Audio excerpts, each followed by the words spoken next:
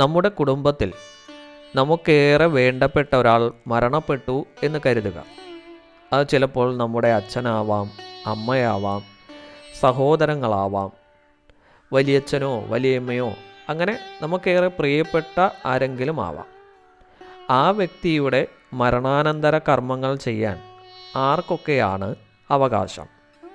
പറഞ്ഞു തരാം. മരണാനന്തര കർമ്മങ്ങൾക്ക് അവകാശികളിൽ പ്രഥമ സ്ഥാനം എപ്പോഴും പുത്രന് തന്നെയാണ്. ഒന്നിലധികം പുത്രന്മാരുണ്ടെങ്കിൽ ആദ്യത്തെ പുത്രനാണ് യഥാർത്ഥ കർമാവകാശം ഉണ്ടാവുക. മറ്റു പുത്രന്മാർ എല്ലാ കർമ്മങ്ങളിലും അയാളെ പിന്തുടരണം. ഇനി ആൺമക്കളില്ല എന്ന് കരുതുക. അങ്ങനെയെങ്കിൽ പെൺമക്കൾക്ക് മരിച്ച വ്യക്തിയുടെ അന്ത്യകർമ്മം നിർവഹിക്കാവുന്നതാണ്.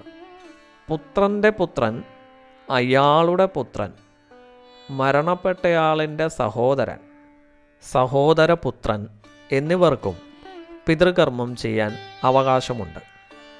മക്കൾ ആരും തന്നെ ഇല്ല എങ്കിൽ ഭാര്യയ്ക്ക് ഭർത്താവിൻ്റെ മരണാനന്തര കർമ്മങ്ങൾ ചെയ്യുവാൻ അവകാശമുണ്ട്.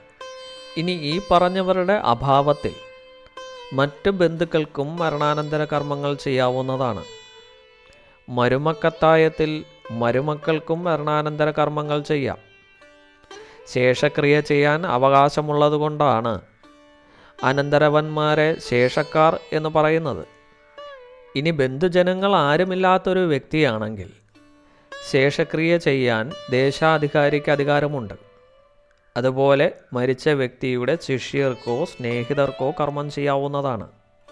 അന്ത്യകർമ്മങ്ങൾ മന്ത്രപുരസ്സരം അനുഷ്ഠാനപൂർവം തന്നെ നടത്തണം.